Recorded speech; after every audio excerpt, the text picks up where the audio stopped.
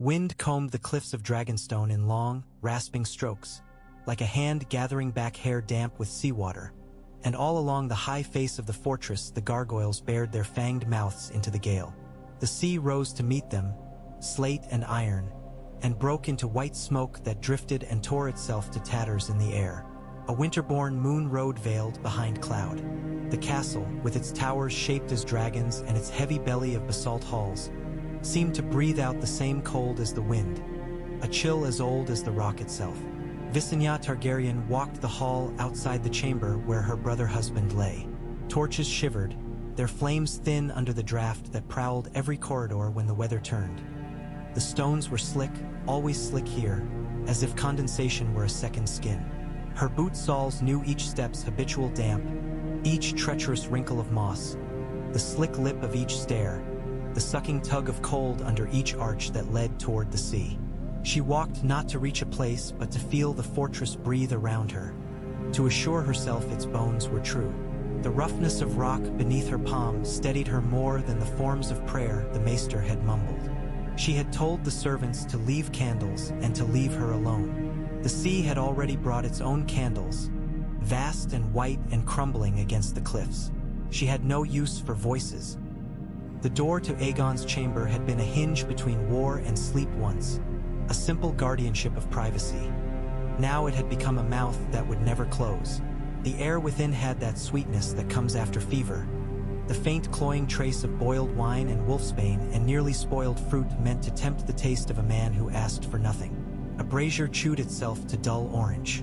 The bed was spare, Targaryen spare, with carved posts whose spirals had lost their keen edges beneath years of polish. Aegon's hands lay atop the coverlet that was no longer necessary. The fingers were long, nails neat, veins rising blue like the lines of a map. His face had the false depth of wax, emptiness below the eyes, the mouth easy in a way it never had been in life. Those who feared him had never known that easy mouth.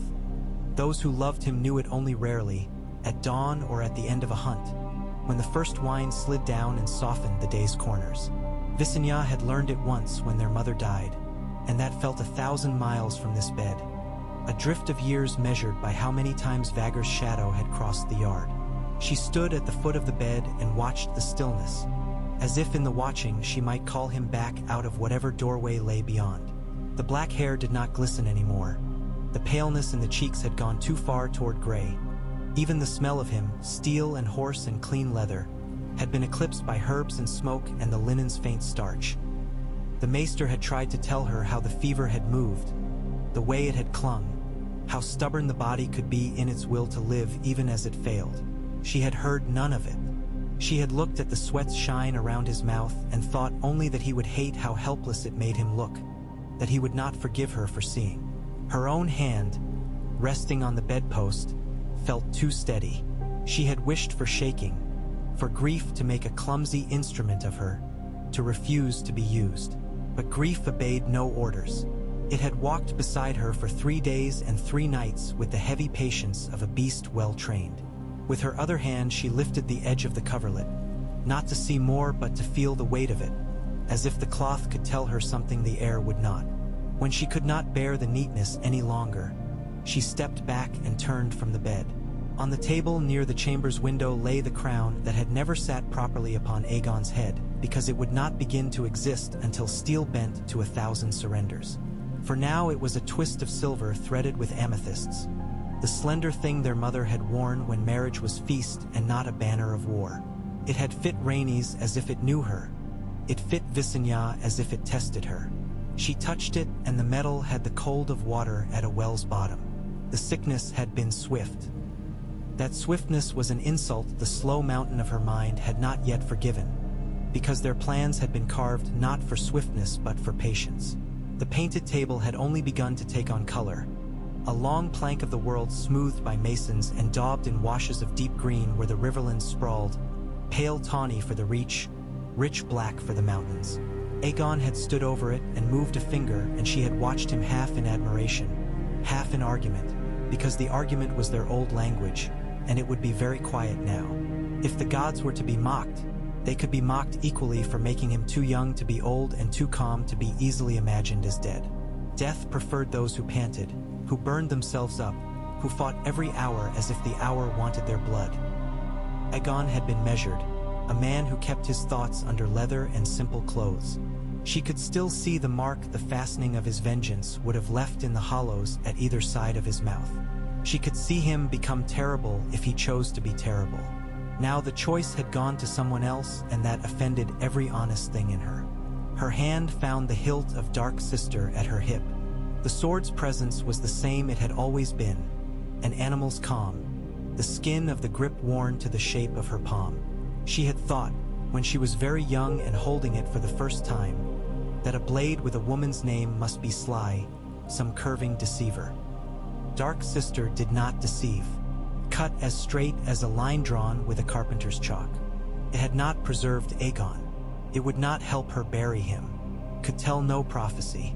It lived to take a shape in air, to cut air to our Ibns, and then to spill blood into its place. This she could trust. This, and the great heartbeat that lived in the mountain beneath the castle. The slow molten throb that made the Dragonmont a bed of coals that never went to ash. She went to the window and lifted the shutter. The wind seized the weeping cloth and flung it against her cheek. Spray reached her, salt as tears. The yard below lay in the seam between winter and night, lanterns shining like eyes kept low. She could see the dark curve of a wing in the shadows near the stable-like caves. Another vast body, dappled by torch glow as if the scales themselves held embers. When she breathed, she thought she tasted cinnamon, a trace from the oil the dragon keepers used to polish horns. "Come," she said softly, knowing no human listener would hear. "Come up, little sister." She crossed back to the bed and looked finally, without blinking until the sting forced tears, at Aegon's face. Every memory belonged to that face now, their childhood behind the long banister steps, the swimming in water too cold and laughing anyway, the dullness of a winter fever when they were 7 and 9 and Rhaenys still in a cradle, the blade she had put in his hand when he could not sleep for the first time after their mother died. The morning a sail by sunlight made the sea look like a belt of hammered tin, and he had said, "We will cross when we choose and not before," and she had said, "We will cross because we are hungry and it would be a shame to starve near a kitchen," and they had laughed and then not laughed and then set to work with the quietness that was their greatest treason. Every memory was locked into that stillness now, but the lock was not one she could pick or pry. She lowered her head until her forehead rested against the bedpost's smooth spiral. When the door opened, it did so with gentleness, the hinge refusing to creak. That restraint, and there had been entire winters in which restraint had been their only wealth, told her who stood at the threshold. Rhaenys' hair was unbound and looked like smoke on her shoulders, as if it could have been lifted into the air by wind alone. There was a smear on one cheek, not ash but something like it, a mark of the hand she had laid against Merryx's jaw, a hand that loved skins different than human. She had always been soft with beasts and hard with men, or so the sailors said, and sailors always made songs to fit the wind they wished for. "You should rest," Rhaenys murmured. Her voice had the hoarseness of throat and eyes used too long. It was not a gentle suggestion, but it was one softened by offering. Visenya said nothing. Rhaenys came closer, and when she reached the side of the bed, she did not look down at Aegon first. She put her hand out and touched the back of Visenya's. The hand was cool. "Maester Herden says the smoke will shift before dawn. The leeward will ease. If we mean to have it—" She stopped, but the word hung, ignorant of her mercy. "Higher." Visenya lifted her chin and nodded once. "We have it. We'll need to bring Balerion out," Rhaenys said. There it was, and the room seemed to change shape around the fact of it. "You think he will permit it?" Rhaenys asked, the pause leave-taking for a dozen other words. "Will he obey? Will he rage? Will he remember? Will he burn the mountain or the sea or us?" "He will come," said Visenya, although her mouth had to shape the syllables slowly. "He knows the scent of his rider even now. Sometimes," Rhaenys said carefully, "I think he knows everything more than men do, just as if the island were a scale of him, as if we walk on him, not on the mountain. We have always walked on dragons, even when the flesh cooled and hardened." Visenya said, and she was surprised by the steadiness of it. "Do you have the cinnabar? The vellum? We'll use his cloak. Not that syllable-ridden thing Herden made." Rhaenys smiled grimly. Then, a sudden small lift at one corner of her mouth. "Not for amusement, but for the haft of a spear you check is true before you throw it. I have it. I sent the servants to trim away the worst of the robe's damage. If they keep their hands from weeping into it, it will be done well." They both looked down together at the man on the bed, as if to bless the plan with eye and breath. In the silence came a sound from far below, the low, rolling complaint of a dragon that had not yet decided whether to sleep again or to wake and kill. The sound went through the stone and through their bones. "Come," Visenya said a second time, without looking away. "Bring the vellum. We'll write the names, and not the maester's names, not in his crabbed squares. We'll write them in fire, the way we are meant to." They went to the table. Rhaenys unrolled the vellum. She had ink under her fingernails that would not come out. She placed sand and ink and a brush. There were quills, but Visenya lifted the brush. Words glanced at each other in her mind. Old words with roots like riverbeds. She did not like the maester's catalogs. She preferred a name that opened like a door and not like a box of pebbles. She began to write, and Rhaenys stood beside her, quiet. The letters belonged to two worlds at once, and as they took shape the smell of ink deepened. The fibers of the vellum seized the wet and it shined, then dulled. She wrote names for Aegon's father and mother. She wrote the long name for their house, the coil of syllables that spoke of the hill with the hot heart. She wrote a word that meant more than king, a word that meant the point where the knots drew tight and held true. The world did not tilt. The wind did not falter. The brush whispered. She finished, lifted the paper to let the ink settle into itself, and then laid it upon the cloak that had wrapped him in life, the black velvet with its rubies like coals when the light touched them. "You have always written like you mean to enchant the ink," Rhaenys said softly, a gentlines. That made the words kinder than any compliment. Someone must. When they had finished and the room had no more work of hands in it, Visenya lifted Dark Sister in both hands, the flat of the blade across her palms, and bowed her head. Rhaenys bowed hers. The sound of the sea made the small quiet between them larger, and in that quiet Visenya felt the very faintest stir on her skin warmth, not from the brazier. It flowed in a tide that did not touch the air, and she knew before the beat of the wind changed that Vagor had woken, had turned her head toward this room, toward the place where grief stood stiff and refused to bend.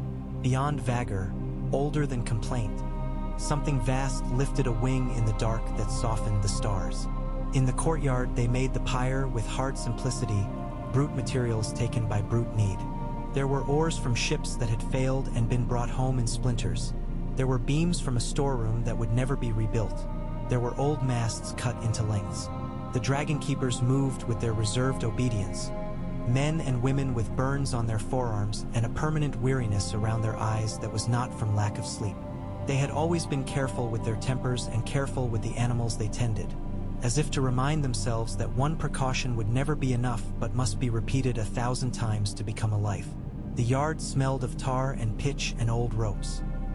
The air found a way to slip into a gentler mood, and the lantern flame steadied as if the night drew a long breath through its nose. The body was carried on a bier. There were no wails. Targaryen mourning was as tight as a fist closed around a blade. There were sailors from Driftmark, their hair salt-stiff, their heads bare. There were farmers from the island's interior with hands like kneaded loaves, heavy with work. There were 2 children who peered around the skirts of a mother and were not pulled away in time and thus learned something they would never forget. The maester hovered, counting with his eyes. Household servants kept their hands clenched in their sleeves. The cloak lay upon the bier and the vellum upon the cloak. Aegon's face was uncovered only for the last moment, the instant when they shifted the weight of him from the bed to the world, and then the cloth came down and the shape became only shape again. Visenya stood at the foot of the pyre and watched it become true. She had never believed in any of the island's small gods, the ones the servants muttered to as they passed iron nails through doorways or tied blue cord around babies' wrists. She believed in the god of her own breath and in the god of fires too big for prayer to hook around. If there were eyes in the sky, they would see what dragons had seen since the first mouth opened. "Where is he?" one of the keepers asked to another, voice a rasp of caution more than fear. "Below," the other said, and the word meant the caves can hold him and the mountain still belongs to our word. It meant he will come because he always comes for her. It meant do not let your hands shake when he lifts his head. They came first. The air grew weighty in a way that had nothing to do with the wind. The lantern light seemed to pick up a new color, a faint copper under the gold. The ground recorded a tremor the eye could not see. Then Vagar's horn rose over the yard wall like a dark ship coming up out of sea fog. Then her eye, brilliant as old coin in the candlelight, fathomless. And then the heavy chambers of her chest and the long sweep of her neck, each scale irregular and stubborn, each ridge along the spine like mountains the winter no longer could bury. Her belly swung inches above the stone as she came down the slight slope from the caves, and fire leaked lazy as wine when she exhaled, not out of need but because she chose not to keep it in. She was beautiful in the way cliffs are beautiful, that indifferent grace that makes other creatures seem temporary. Merax's followed, sinuating, the line of her back narrow until the wings opened and made the yard small. She was not sleek, but there was something in her movement like water on skin. She bent her head toward Rhaenys and slid the wedge of it into her palm. Rhaenys' face changed. Every tightness of grief brushed aside by a flood of affection. She did not stop. Merax's eyelid lowered, and it felt like the sky blinking. Then the night thickened. The keepers stopped moving because stillness was the better obeisance. The heavy, grinding breath from below grew louder and more complex. Threads of sound braided into it. The scrape of scale against rock, an occasional deep thud as if something very large had set a foot where a foot had not been set in years. Visenya held her breath, and the world held with her. The cave mouth seemed too small for what it would bring forth, and perhaps it was. Perhaps the mountain had to make room. Balerian's head filled the world and made everything else a detail. His horn was ripped and scored. His teeth were not teeth but towers, and the heat of his breath threw a sheen over the faces turned upward. His eyes were not coin bright, but the color of iron heated until it thinks of going white. He paused at the lip of the cave and lifted his head and the wings unfurled, and for a heartbeat it felt possible that the entire yard, the castle, the island would lift with them. He did not roar. He simply was. That was roar enough. Visenya did not move toward him. She did not call him. She stood where she was and let her gaze meet the vast dark of his head. He had known her since before names were useful. She had been a girl then, a narrow scar on her left knee from a fall off the stair, hair still heavy with childhood oils, and he had known her not to be his. Dragons knew and did not care to explain what they knew. She had never tried to claim him with more than respect. Aegon had been his world's center of gravity. She sto. Od now and told herself the world was not ending because a man had died. If the world were to end, it would not ask permission, and dragons would not stop it. He came to the pyre and stopped, and the skin of his throat moved with a swallow that might have been breath alone. The keepers bent with their torches like plants in wind. Balerion bent his head very slightly, and it seemed an indecency for movement of that bulk to carry such care within it. He inhaled once, and the pyre's top layer of small chips and scraps of cloth lifted, fluttered, fell. Visenya lifted her hand, palm upward, as if to show him the empty of it, to show that she was not asking him to eat or to submit. She was asking him to know. He knew. Rhaenys set her fingers to Merax's jaw and murmured something in the old tongue that meant forgive the living their use of your art. Visenya said nothing, her mouth a straight line hammered out in iron. When she nodded, it was toward the keepers, not the dragons, because dragons took no nods and needed none. They touched their torches to the oil-slicked edges of cloth, and small fires climbed, the way ivy climbs, slowly and with a tendency to linger where it pleased. Vagar shifted, and heat gathered around the yard. A second weather. The first flames were children, and the second were women, and the last were men. When Balerion breathed, the last men's sons and daughters came with the breath, and the pyre leaped forward into itself. It is one thing to watch a hearth-veil catch and spread, to smell what you know, pine, oily oak, the resin of old boards. It is another to watch fire that lives inside a creature come out into the air. It is not a color. It is hunger given shape, and it eats so cleanly you are ashamed of the world's smokes and smuts. It reached and took and made no apology. The cloth sank. The beams blackened and grew a white lace along ribs where the heat peeled them. The smell was not of rot. It was sweet and animal and terrible. A gust took ash into the lantern light and made a brief constellation. Aegon's cloak lifted like a hand, and then it did what it was meant to do. It lay down upon him and then became what he would become. Visenya watched until the world blurred. She blinked and the world sharpened and went soft again, and she did not wipe at her face. Rhaenys' breathing had steadied to the pace she took when Meraxes climbed, slow and deep and measuring the body's complaint and ignoring it tenderly. The keepers' faces shone with heat and tears. Their hands stayed steady. Balerion watched, and the line between watching and guarding grew thin. When the wood turned to coals and then to light alone without form to carry it, the dragons lifted their heads together. Could almost have been called a bow. Could also have been called a threat. When the last visible thing had been made into a thing that was not visible, and when the wind had drawn the smoke down the yard and laid it along the wall and then pulled it away like a blanket, Visenya turned. The movement made those behind her shift a fraction, like birds adjusting together when the air thickens. "We will gather what remains," she said. The words were needed like water. "We will take what we gather to the sea, as he would have had it. Then we will clean this yard and sleep." No one argued with sleep. The word had the power of an order and of mercy both. Later, when the yard had been washed by wave spray and men with buckets and long ladders had moved like ants along ropes, Visenya sat on the edge of a basin in a small room near the dragon caves. It was meant for washing saddles and bits. The air smelled of oiled leather. Rhaenys came and sat on the stoop across from her. In the same room stood Orys Baratheon, his broad shoulders making the space feel even smaller than it was. He had said little since the fever began. His voice had the breadth of wind over open land when he did speak, an accent from a shore where the wind made men lean. He had put his hand once on Aegon's arm and squeezed as if he might squeeze mortality out, and when nothing came he removed his hand and stood back. He had that steadiness of men who are never surprised by how hard a task will be. There were stories enough named him half-brother to the man they had burned. Orys never wasted words on any of those stories. "We'll need to speak to Lord Valerion in the morning," Orys said. He had brought a cup and had not drunk it himself. He held it out. Visenya took one swallow and set it down, tasted of cinnamon and bark. "In the morning," Visenya said. "We should speak to him before dawn."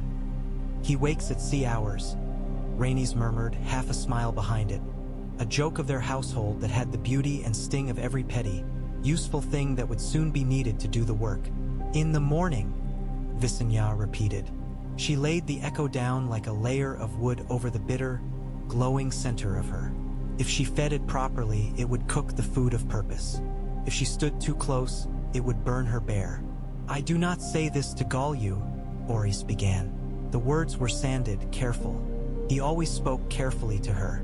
He saved his carelessness for men who mistook him, for men who took him for a rough shore rock that would not move. "But men will say this was a sign to leave off. They will say to remain on our island, to keep our pearl and not demand a string. They will say that a house with one advantage does not need to spend it. They will say you plan against the nature of things." Visenya lifted her head and considered him. He leaned against the wall like any sailor, scuffed boots, sword balanced easy at his hip. His hair was too long for a court and too short for a fool, and his eyes held that odd kindness she both relied upon and missed when she needed something sharper. He could hold a wall against a storm's first thrust, and he could bend to tie a child's shoe. He was useful like an oar. He was dangerous like a sea cliff hidden under a wave. "They will say that," she agreed. "And others will say that death in a bed was the gods' own refusal to collude with our plans. As if the gods, if there are any gods, did not admire plans because plans are the only way to make an honor out of chance. We do not wait for the sea to carry fish to our mouths. We cut the ice, if there is ice, and put our hands in and take what lives there. I have no appetite for their gods either, Ori said. But I have appetite for the way men believe what is easiest to live with. If they are to sail with you into other men's harbors and turn their backs to other men's walls and be satisfied to keep your law when your law is new to them, they must be fed more than fear. They must be fed certainty. Fear feeds only for a little while. Certainty feeds for a winter. We fed them certainty tonight, Rhaenys said softly. We fed them more than that. We showed them that we can burn what we love, Ori said, not cruel. They will admire and hate that both. Some will leave because of it. Some will stay because of it. Some will stay and make plans to leave you inland one day and set you alight. Then we will notice them before they make their plans, or in the making, Visenya said. This is what we are. We notice. We see what men hide for their comfort. We do not comfort them. She set her elbows on her knees and clasped her hands loosely. The weight of Dark Sister at her hip was more honest than any comfort could be.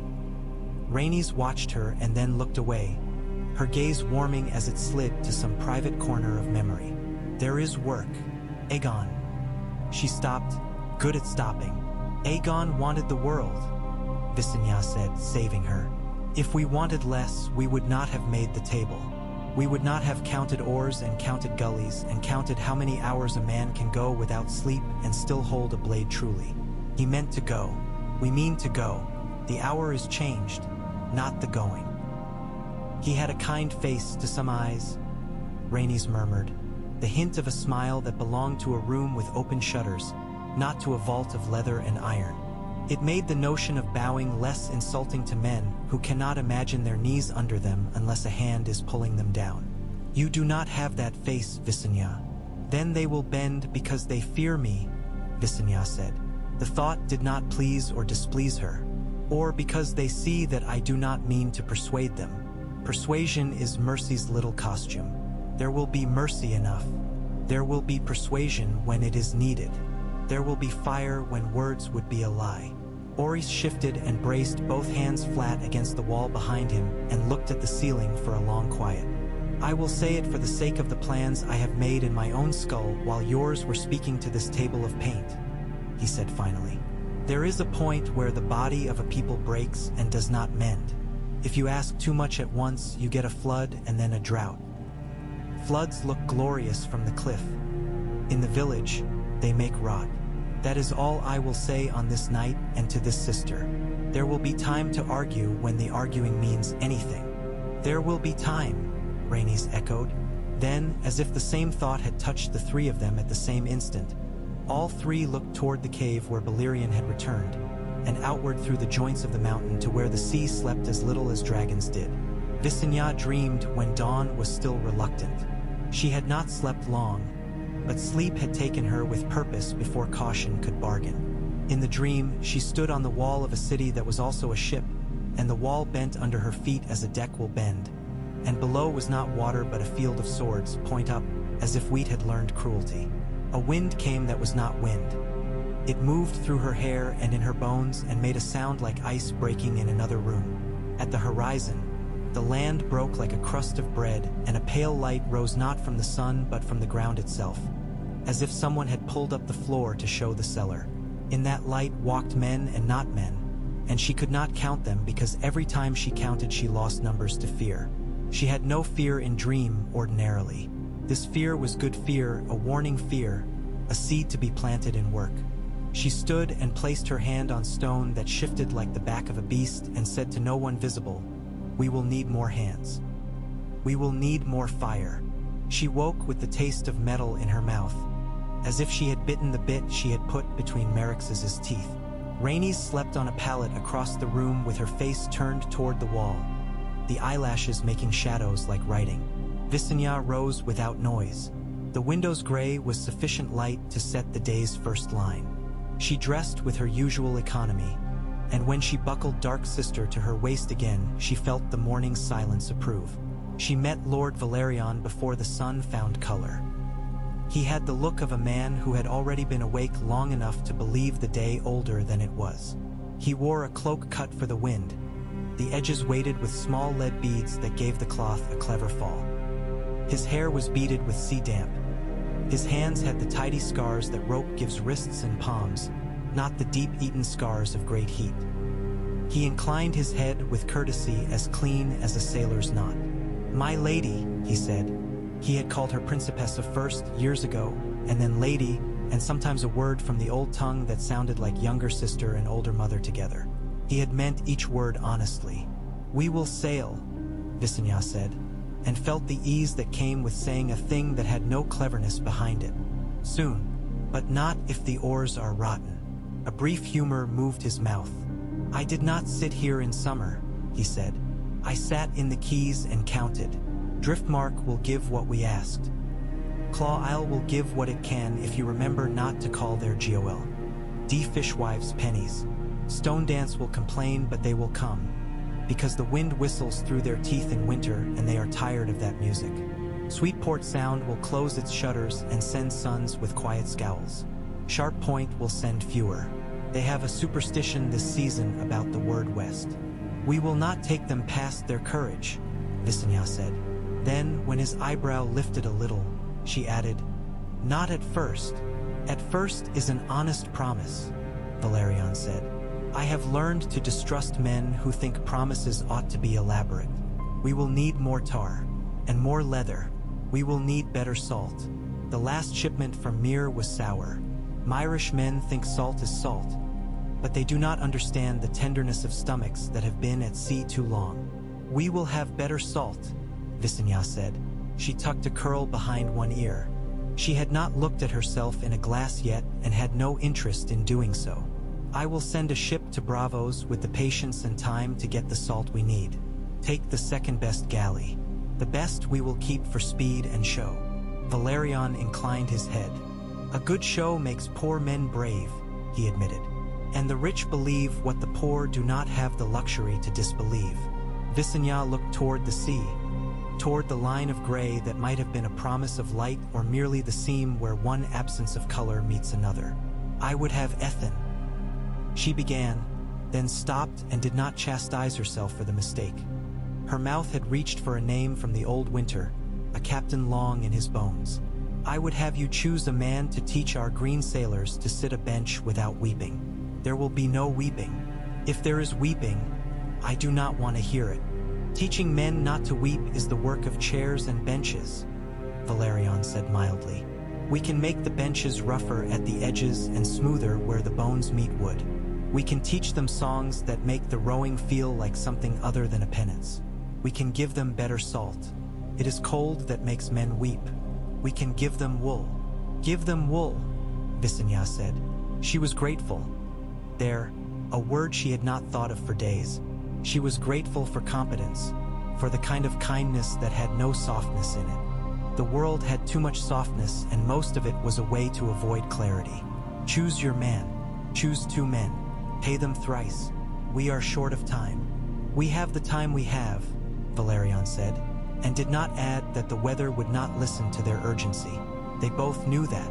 The only thing in the world that listened to pure will was a creature with scales and a mind old enough to ignore its own hunger. She met Lord Celtigar after. His beard showed threads of white that made him look permanently caught between seasons. His fingers wore rings he pretended were not significant and that spelled out his true appetite better than his mouth did. He had a talent for accounting a king would envy and the heart to make that talent sting when he chose. He named costs and named consequences and named alternatives. Visenya let him name until the naming grew into whining. She stopped him with a look. He stopped. "We will make a levy in silver," she said, and it felt like she had lifted a weight she had been promised was heavier than she was. "Not in kind. Not this time. They will pay silver and we will choose what to buy with it.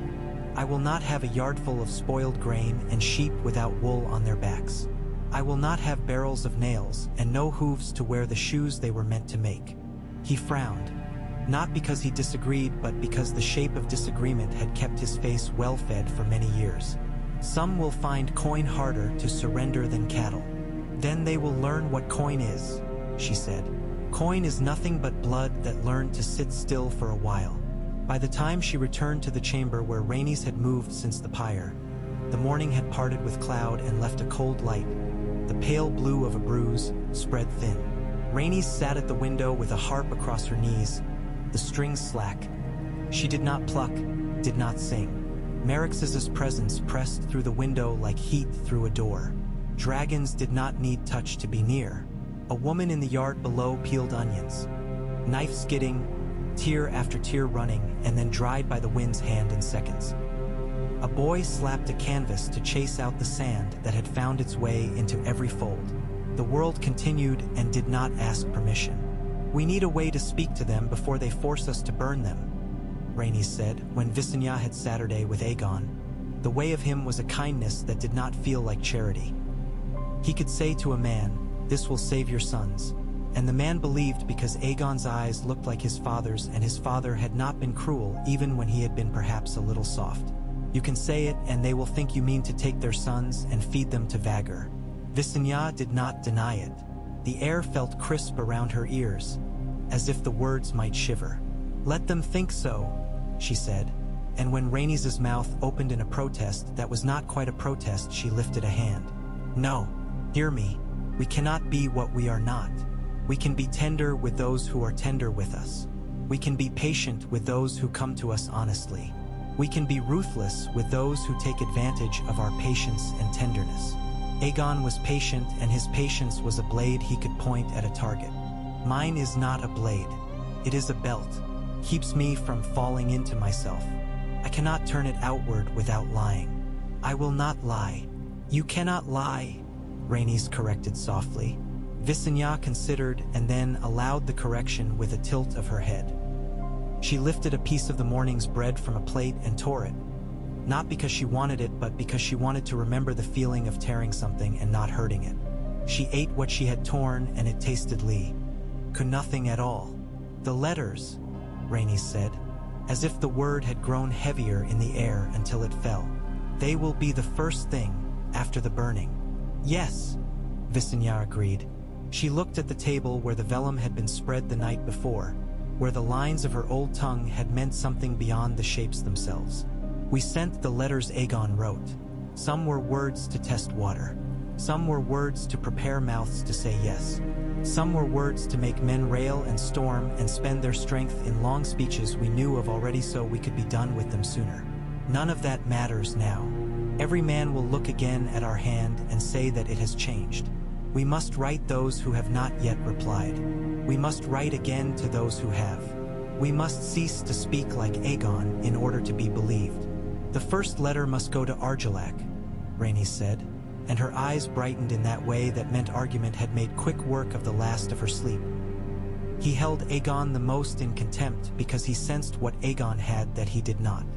He will be pleased if he believes himself rid of that. He will be angry when he understands what he is rid of is not what he thought. Our words to him must not give him the pleasure of believing himself clever.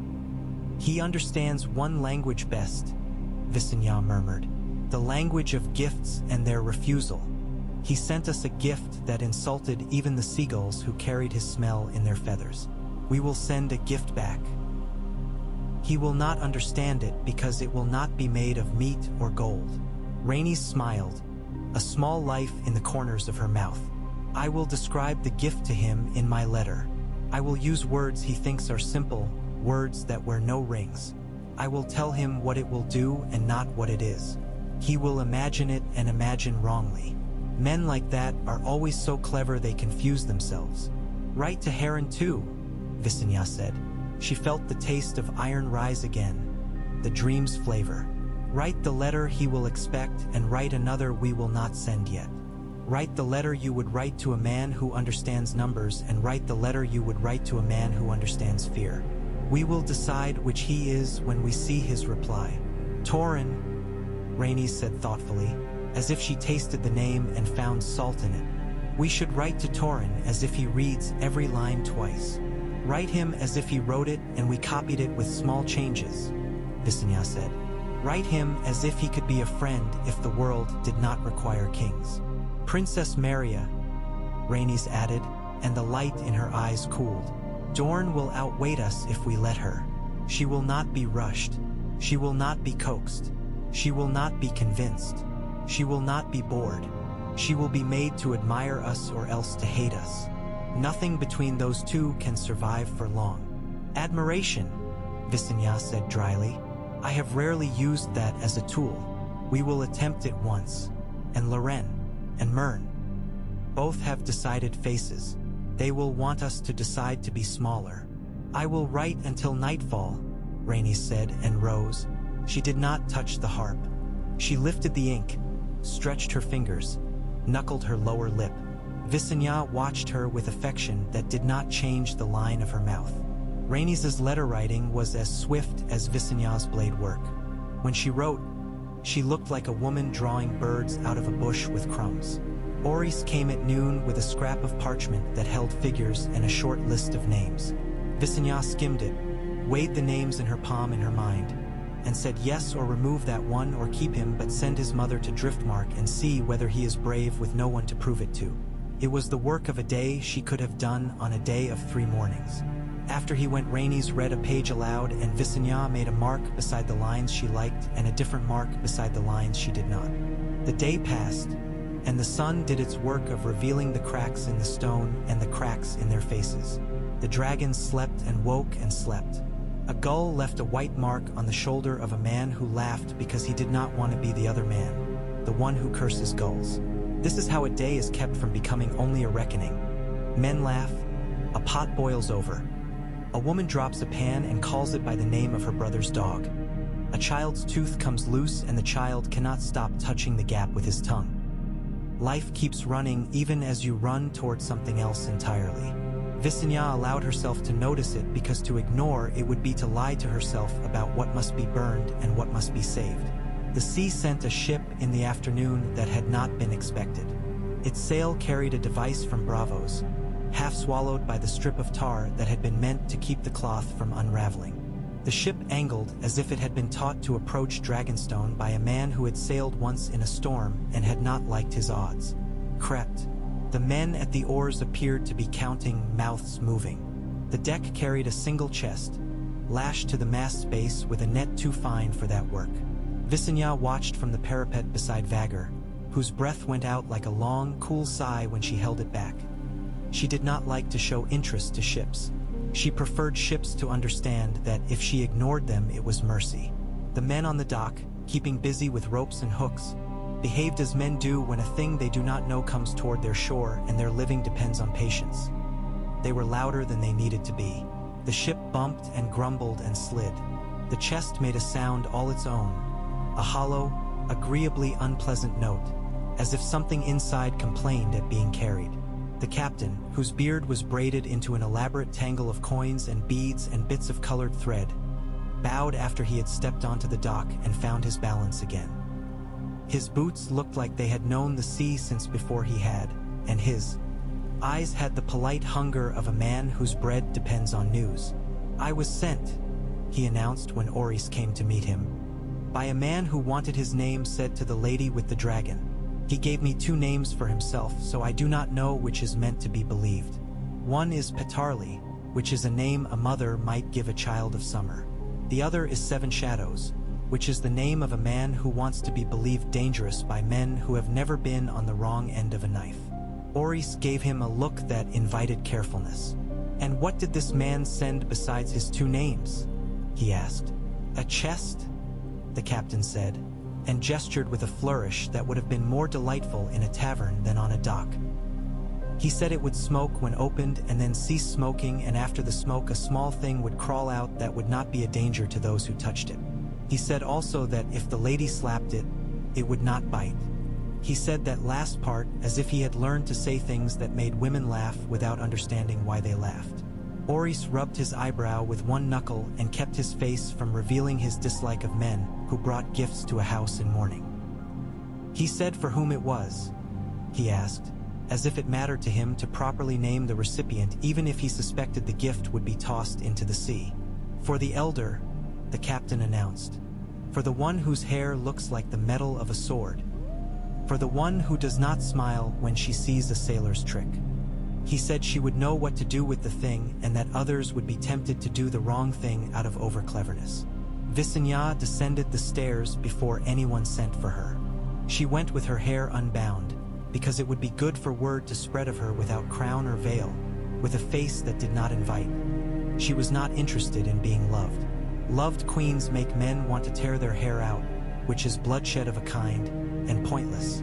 On the dock, she listened to the captain repeat himself and watched his eyes flicker to every place where he expected fear or delight to show in her. She showed neither, because neither would alter the contents of the chest. When the man began to describe the way the chest had bounced when he asked it not to, she lifted a hand, and his words stumbled and then stopped, grateful to be let go. They brought the chest up to one of the long, low warehouses where one end had been turned into a stable for a stubborn horse. The horse rolled its eye and snorted when it caught a whiff of the chest. It put its large, foolish head into Ori's palm and then into Visenya's and could not decide which hand it wanted. Visenya touched its soft mouth for a brief, tender second and then turned to the chest. The hinges had been wrapped in waxed cloth, the better to keep salt out. She cut the cloth with Dark Sister's tip and then with her fingers peeled the wax until it came away like skin. When she lifted the lid, the smoke came as promised. Not a fine haze but a sudden royal, eager, as if it had been bored and now wanted to say all the words it had been saving. It smelled faintly of pepper and the char of wood that had been burnt too hot to have a particular identity. Ori stepped aside, not because he feared the smoke, but because the lady with the dragon should be seen to stand in it without complaint. When the smoke thinned and then wandered toward the roof where a bird might be watching from a beam, a small thing did indeed crawl out, blinking its lidless purple eyes. It looked like a lizard, and a foot-long snake had attempted to get married and not made a beautiful child. Its skin shimmered the way fish scales shimmer when they lie just at the water's edge. It tasted the air with a tongue that was not forked, and when it moved it did so with a dignity that could have been called smug if it were a dog. "What do you think it is?"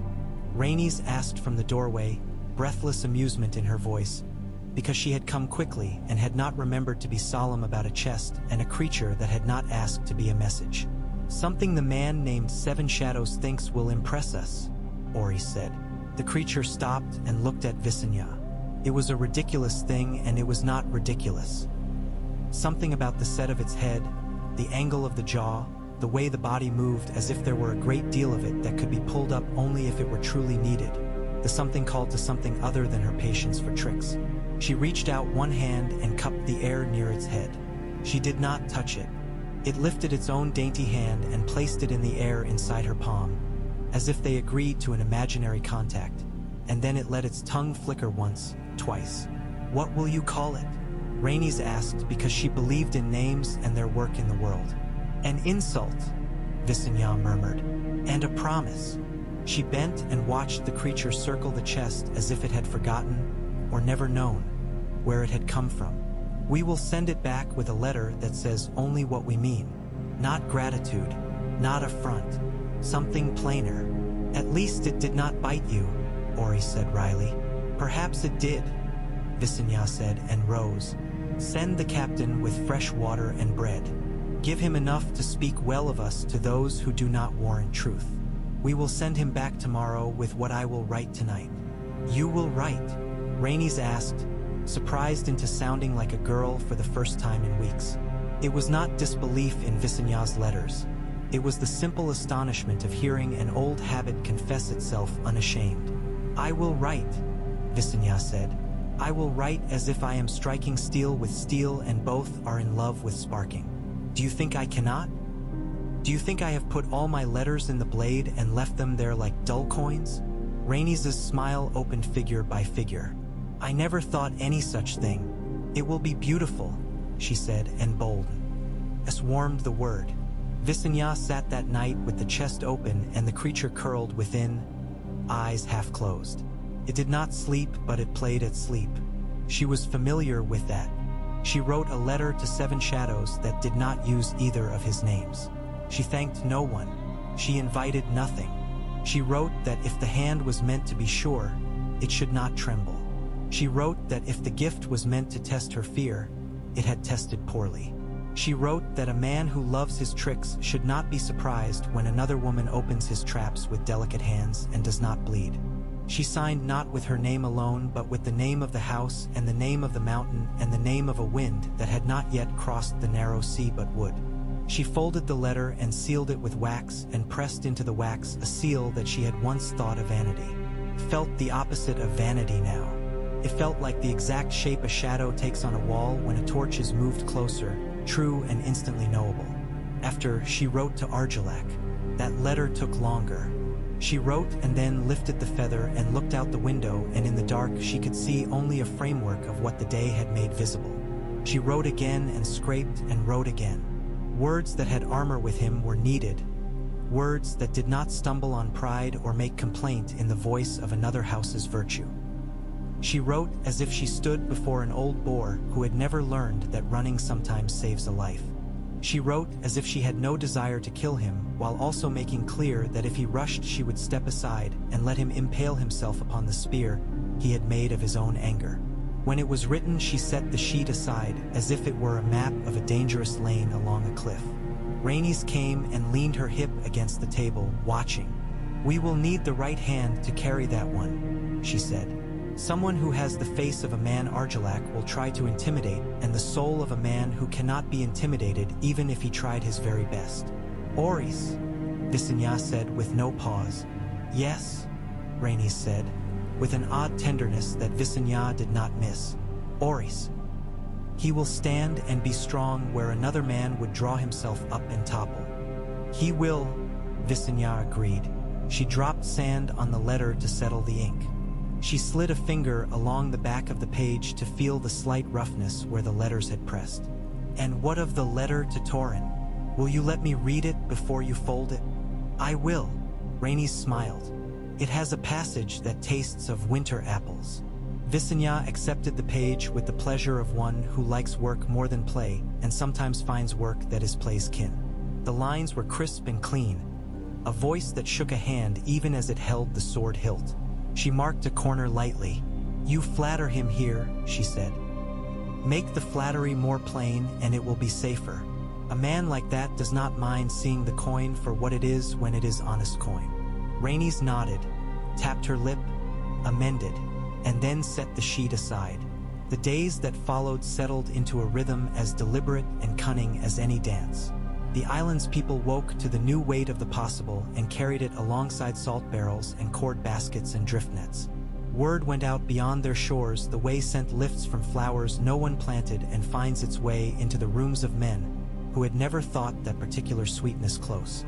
Letters went on Valerian ships and on hired carracks and on small fishing boats whose captains were promised silver and the right to sell their catch in Dragonstone's market for the whole of the next season with no question for weight or rot. One letter went in the hand of a boy who had never been off the island. He vomited twice into his own lap and then laughed because he had not died of it as his aunt had always said he would. In the lists men trained, Visenya practiced blade with Orys until sweat sent the taste of salt into her mouth and onto her lips. They did not speak while they fought. They never had. Words were unnecessary in that particular truth. He came at her like a storm that did not wish to finish, and she met him like a rock with a seam of gold in it. The seam had a line a man might follow to split the stone. Orys could never find it. When she rested, she watched the boys and men and women pant and recover. She told them when their feet lied to them. She told them when their shoulders betrayed them. She showed them how to keep their attention from wandering from the thing in front of them. She did not make them love her. She made them better. Those are not the same thing. She had never wanted them to be. At the painted table she sat with Rhaenys and 3 captains and Lord Valerian, and a woman who had ridden to Dragonstone with the first hard frost and introduced herself as Alia of the Fingers. Alia had the pale hair of sea people and a stubborn mouth that made men think twice about taking what she set down. She had brought with her a knowledge of a dozen narrow beaches that the maps had had the good sense not to mark, and she traced them with a blunt finger as if they were scars on her own skin. Visenya listened and asked questions and listened to the answers as if they mattered instead of merely proving her right. She did not need to be right. She needed to be precise. There is a difference. At night she went into the caves and sat and waited until Vagor came out of the deeper dark. The dragon would come and lay her head near Visenya's feet and keep it there without moving for an hour.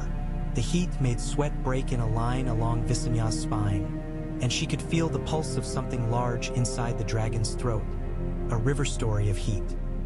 Once, Balerion came also, and he set his head on the far side of Vagr like the other wall of a room. The two heads lay like hills. The cave breathed. Visenya did not sleep on those days, and she did not need to. Sitting between those two old, deadly, indifferent loves was rest enough. Rainies flew from time to time, not to show but to remind the island that the sky was theirs also. Meraxes rose with a sweetness that made the air blush and then cut a clean scar across the sky that men on boats craned to watch, their hands still automatically finding their work. When she returned, she would slide down with her hair curled under the iron of her helm and her eyes bright, and she would talk quickly and with a girl's delight about how the wind had been at a different angle today than yesterday and what that had made of the flight. Visenya would listen. She liked Rhaenys' delight. She had not known she would guard it as fiercely as any harbor, but she did. A few replies came swiftly, uncharacteristically swiftly, as if men had sat up in the night and put words down because to not answer would make them feel cowardly. These were from lords who wanted trade and pretended it was honor. They promised small things and asked for larger. Visenya marked their promises with one color of ink and their asks with another, and the places where the ask was a way of testing the patience of a woman they thought had none with a third. Rhaenys wrote back with courtesies that were almost plain. They did not send too much sweetness to men who had already begun to taste the honey before the pot had been opened. It was contrary to their interests to fatten bees who did not carry the pollen far from home. Perrin the Black sent no letter. He sent instead a cart with a broken wheel and a sack of iron nails and a message in the mouth of the man who drove the cart. The message said only, "You will need more of these." The man who spoke it smiled with rotten teeth. Orys replaced the wheel with his own hands and sent the man back with the same wheel and no message at all. The lack of a written reply told Visenya more than words could have. It told her the man had patience and contempt in equal measure. She had met men like that at tables where the chest was opened and the dice fell out onto felt like seeds on black soil.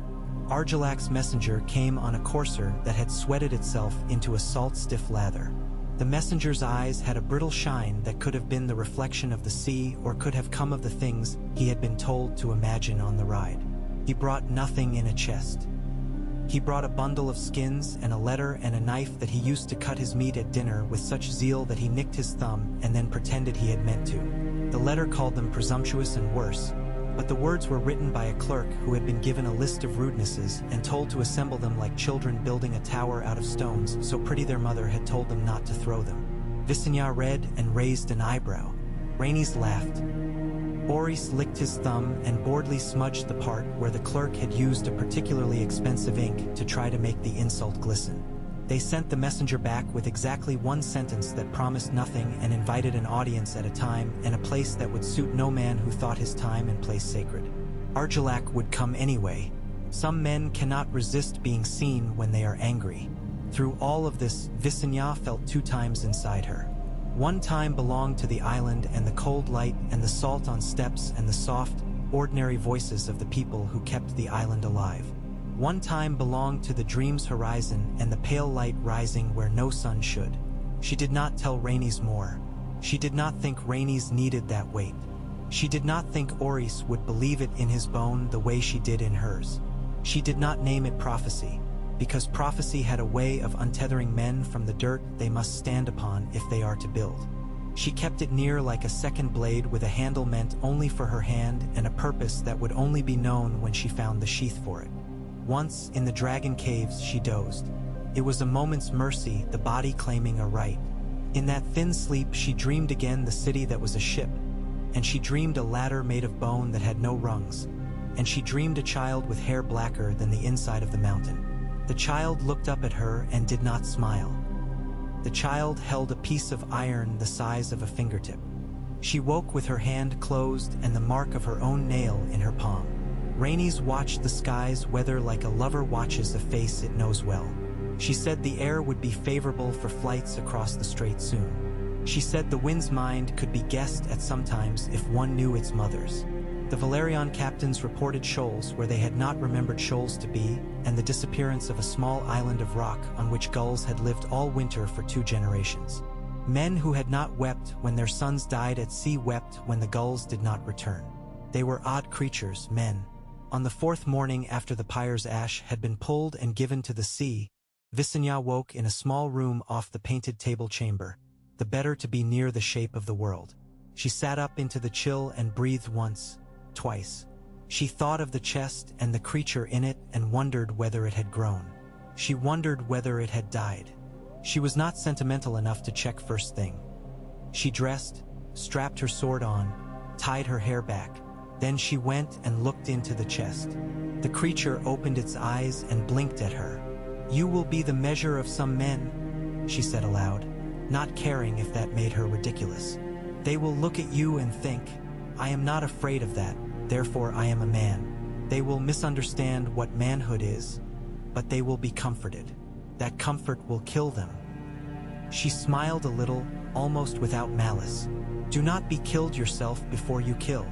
At the foot of the stairs down to the lower yard, she met a boy she did not know, holding a oil of rope with a respect beyond his years. He stopped as if she had turned him to stone. She was good at turning boys to stone. They either ran or they bowed or they swallowed and stood. He stood. She gave him a nod and went on. After 3 steps she turned briefly to look, and there he was, the rope on his shoulder, breathing with care, as if he practiced being a man the right way. The narrow sea lay under the morning like a blade placed carefully between 2 cloths. There was no wind to speak of. The gulls lay on the water so still they looked like scraps of paper someone had not bothered to gather. Visenya squinted until the far shore resolved itself into the first low shape of something made by men, a tower or a stack of timber at a river mouth. It would bring out of her the same reply any such sight brought, a calculation and an itch. She had felt that itch since childhood, but had never allowed it to tell her what to do. She told it. Before breakfast, an old woman with a face the color of the inside of a walnut came to Visenya with a basket of tea leaves and a demand for rubies. The demand was half a joke. The basket was heavy with a scent that could have made a bear sit down and listen. "They grow better 2 valleys inland than here," the woman said. "The soil there remembers warmer times than we have ever had. You can taste it if you don't pretend to know everything before it tells you." Visenya nodded, solemn for the gift. She lifted the topmost leaves and inhaled. They did smell like the sun argued with the sea and then decided to have children together, and this was what they looked like. She had the oddest wish then to sit with the old woman in a room with no windows and drink bitter tea and talk about soil as if soil had made both of them. She did not. She took the basket. She gave the woman coin and not rubies, and the woman accepted and made a face as if she had wanted to be insulted and had politely been refused. It pleased Visenya to know how many odd things the day could ask her to do before first food. It was at breakfast that the raven came, one of the old, jealous birds that knew the way from door to door even when the wind tried to mislay them. It hit the cellaret with 1 foot and flapped heavily, its weight more than its feathers had been designed for. Its beak held a strip of vellum. Rhaenys turned her head as if the air had spoken a name she did not care to pretend not to know. Ori stood. Visenya went to the bird and freed the message and let it peck her finger for the insult of being manhandled on arrival. It bled very little. The strip carried a seal pressed with a palm, not with a device. Aaron. It had the smell of iron that was not ink. Visenya snapped the seal, and the words were as few as the man had thought he could spare. They did not say anything she had not expected, but the hand had a beauty to it, a long, disciplined hatred of flourish. She admired it. It promised nothing, invited nothing, excused nothing. It asked for no audience. It used the word we in a way that made it sound as if it were a single man speaking for a nation and a single man speaking for himself, both. "He thinks we are the kind of fools who admire a wall because it is tall," Visenya said as she let the strip fall to the table. "He thinks height is the same as strength. He thinks the width of a shadow is power. I think he thinks too much of what can be seen at a distance. His wall nursed him from infancy," Ori said. "He trusts it as other men trust their mothers. Then he will not notice its milk has gone sour, Rainey said and laughed harshly, and then wished she had not laughed that way and did not take it back. The day took the shape of that brief laugh, a little uglier, a little truer. Visenya walked the length of the painted table and touched her finger to the river mouths and the harbors and the deep inland where men go when they have decided the sea is too large a mouth and they need to sit with their backs to something that will not move. She knew the sound dragons made when they were amused. It was not a laughing sound. It was a shift of weight in a shoulder. She needed to learn to shift weight this day in that same way. By the first torchlight, she had finished a letter to Princess Maria of Dorne that was as unlike any letter she had ever written as a desert is unlike a wall. She wrote of heat and storage and seeds. She wrote of patience as if patience were a blade to be sharpened. She wrote of admiration not for Maria's age but for her endurance, and she meant every word. Where she did not mean it, she said nothing. It would be interesting to write to a woman who had no desire to be flattered and no fear of being despised. It would be like standing in the sea at low tide and feeling the water pull at your ankles until you learn to plant your feet into the sand with the toes. She sealed it and laid it with the day's other letters in a cocked hat of leather for the ship that would leave at dawn. When the castle settled into its old, faithful restlessness, that low-level noise of any place that is truly alive, Visenya walked out onto the rampart with a cup of the walnut-faced woman's tea and drank it bitter. The night air had the wit to take the worst of the day's heat from the stone and to leave the best. A steady, honest wind woke somewhere in the southeast and knocked a weak shudder into its rebuke. She had a shawl. She remembered her mother and the way she would step behind a girl child and arrange shawl and hair as if weaving a curtain that would strike a man like a hand. She remembered the first time she had stood with Aegon on this wall, and their mother had not been in any room anywhere to make arrangements. She remembered she was not made for remembering, not for long. She drank the last of the bitter and let the last on her tongue go without swallowing. The stars looked close enough to speak to, and she did not speak.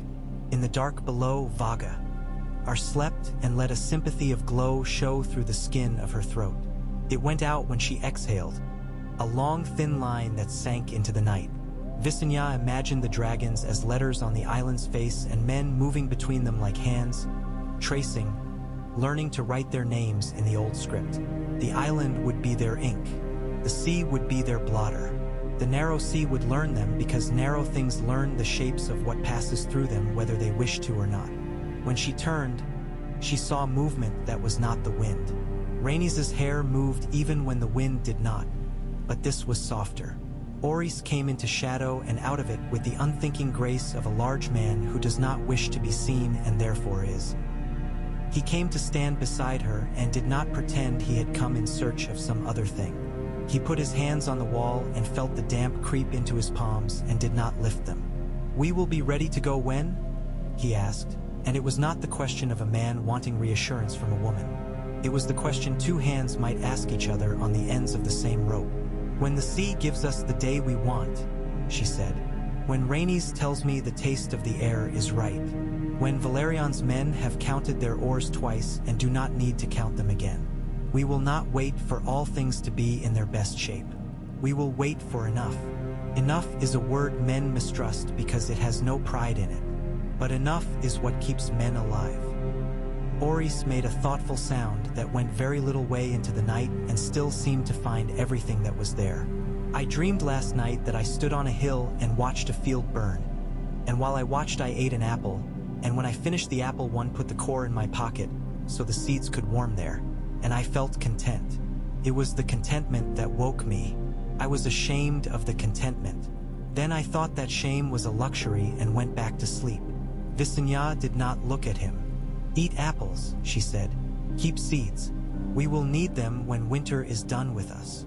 He breathed out, and it sounded like the sound of thought settled into a body. "You saw something," he said then low. "4 nights ago.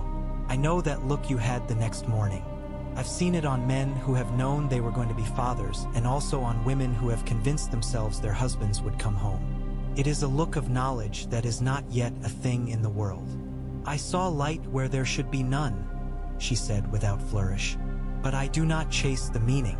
I will not have a house full of meanings. We will cross because we have to, not because of light under ice or in a cellar.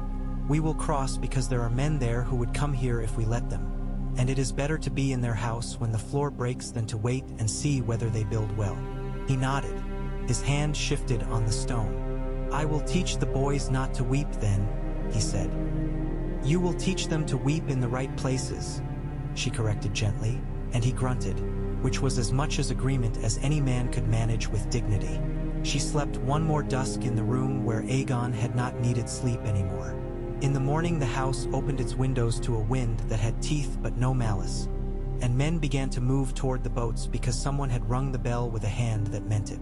The sea looked ready to be argued with and not merely endured. Visenya strapped her sword on and walked out of her door into that argument with the calm of a person who has never been interested in winning for the sake of the noise winning makes. She wanted what winning made possible.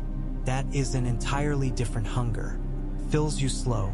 It lets you live to see how a thing that you have made sits in the morning light after the torches are gone. They loaded letters into waterproof pouches. They lashed kegs of water to the deck with care that looked like love and smelled like rope. They consulted the sky. They counted and counted. Rhaenys adjusted a strap on Merix's harness and put her hand for a long moment to the plate that protected the dragon's heart, as if to ask and answer a question at the same time. Visenya stood with Vagar's mouth an arm's length from her shoulder and felt her breath move hair she had not pinned back hard enough. Balerion watched, and the mountain listened, and the island held itself together with each hand in its place. A small girl pushed a loaf of bread into Visenya's hand because her mother had told her to, and Visenya broke off a piece and ate it plain, and the girl watched as if she expected a queen to have some other way to eat. Visenya smiled at the child with her eyes, and the child hid her face in shame at the love she felt for that rare thing. "We will start with Driftmark and Claw Isle and Stone Dance and all the honest places that have always been the throat of this island," Visenya said quietly to no one and everyone. "We will teach our feet to walk without tripping before we teach our feet to run with fire behind us. We will write our names on water where the water is friendly. Then we will go where it is not." The bell rang again. The ships pushed out.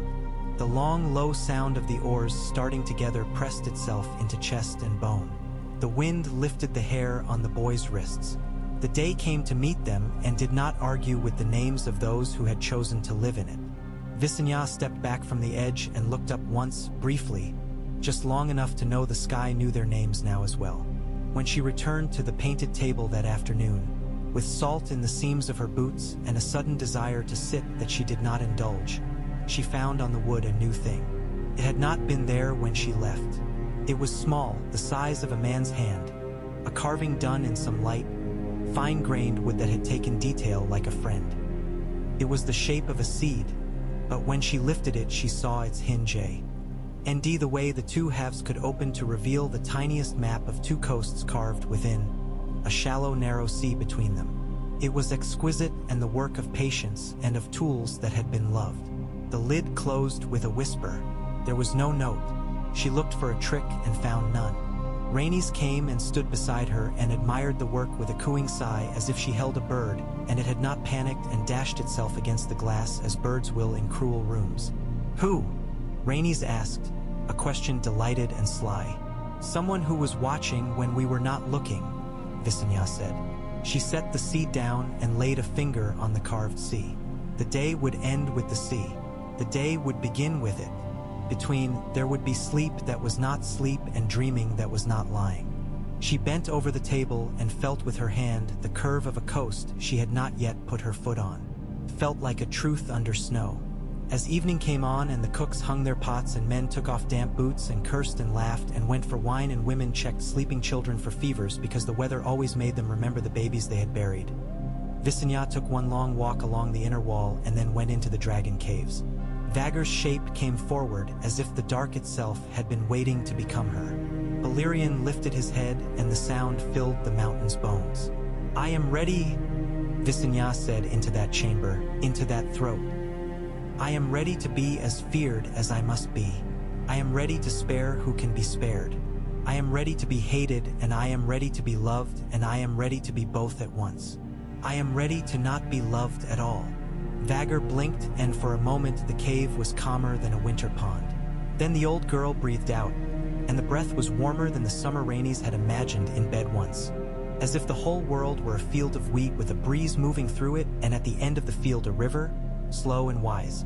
Visenya closed her eyes and stepped closer and laid a hand against the scale ridge of that ancient jaw. There was no bond the way bards pretend, no instant exchange of knowledge and promises. There was work, there was respect earned and earned again. There was the knowledge that one day one of them would die and then the other would live and then die. There was enough. When she came out, the island's sound wrapped her like a cloak. The thin crying of gulls, the mutter of commerce that is honest because it does not try to be anything else, the laughter that comes late when men believe the day has been survived. Somewhere a child complained about the scratch of wool. Somewhere a woman sang to a pot and called its contents by the name of a man. Somewhere a letter lay on a table that would make a lord decide to keep his head or to risk it. And above and below, the great world, proud and foolish and old, went about its turning without asking the permission of any house or any plan. She did not need to be asked. She would not have waited if it had. The next morning was time, and so the next morning began with salt and the sound of boots and the weight of purpose. There was so much to do, and none of it could be done in heat. It must all be done, every stroke of the oar and every letter chosen like a blade, in the cool mind that had always been hers. Rhaenys would sing with the wind and Orys would hold a line steady when other men's knuckles went white, and Visenya would set her hand on a world of painted wood, and then put the same hand on a dragon's jaw and feel the distant thunder of what could be. The time of starving near the kitchen had ended. The kitchen itself was raising steam. The taste of metal in her mouth was the taste of something worth eating at last. That night, with moonlight turning the yard into a chalk drawing made by a careful child, Visenya sat alone and with no ceremony picked up the seat carving and opened it again, to look at the small map inside.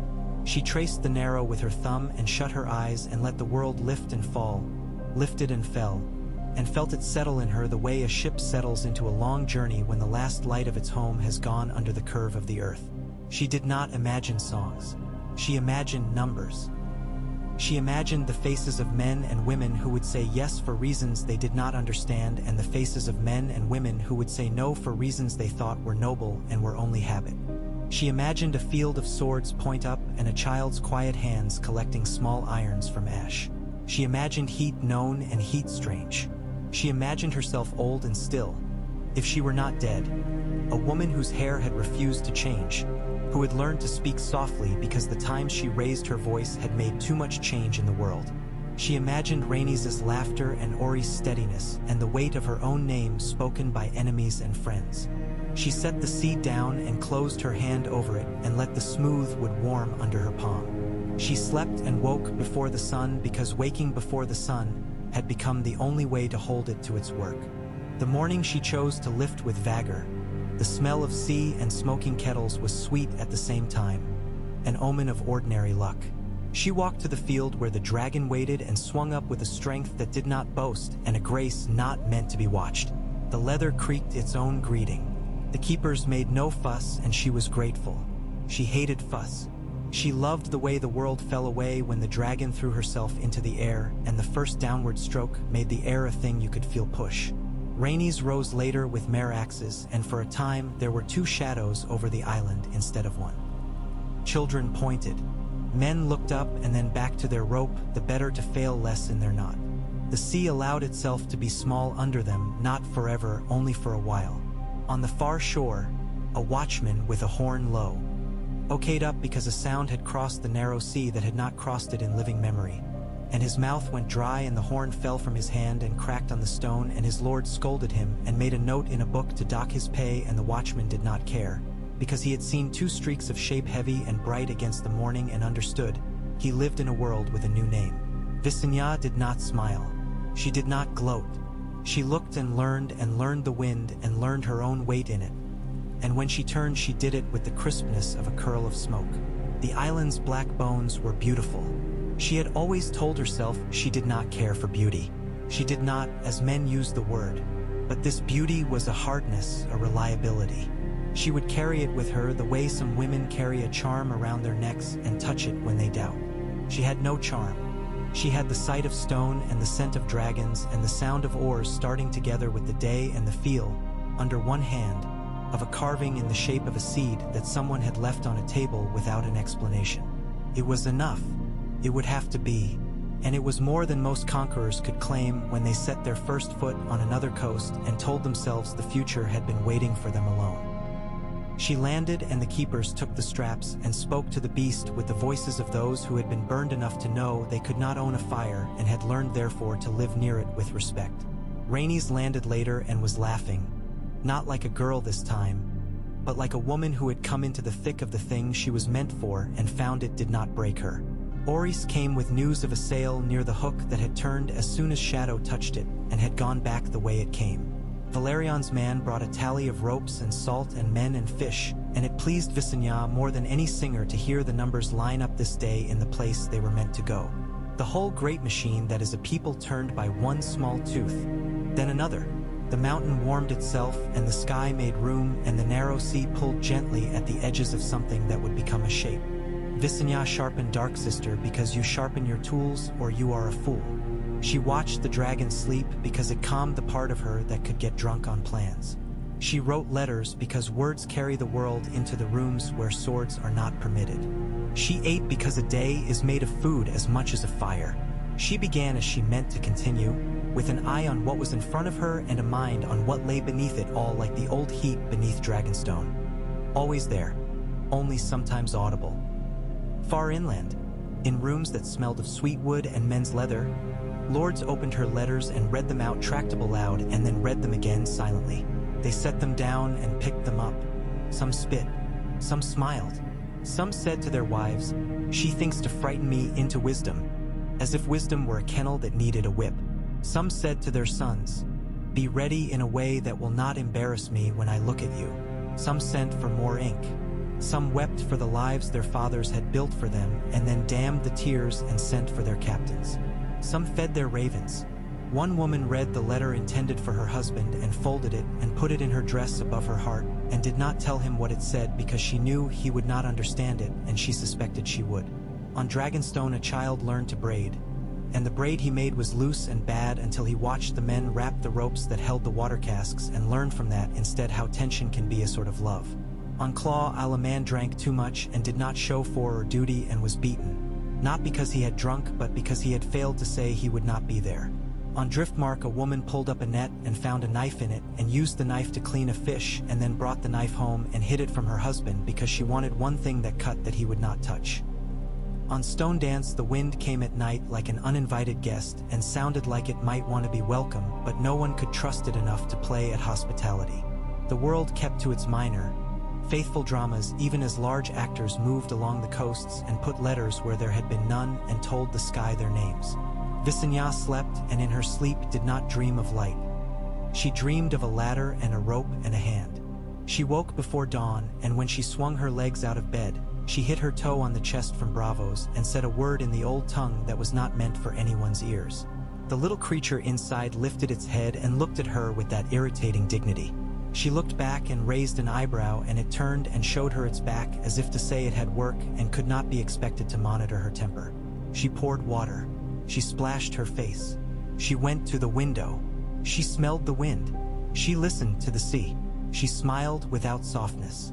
Another day had come, as ordinary as bread, as holy as fire, as necessary as the line where two shores regard each other, narrow and very deep. She lifted her hand and touched the air as if it were a map. Then she went to find Rhaenys and Orys and the first letter of the morning, and to speak as she always had, in the tongue of those who make and those who intend and those who are not distracted by the noise of their own names.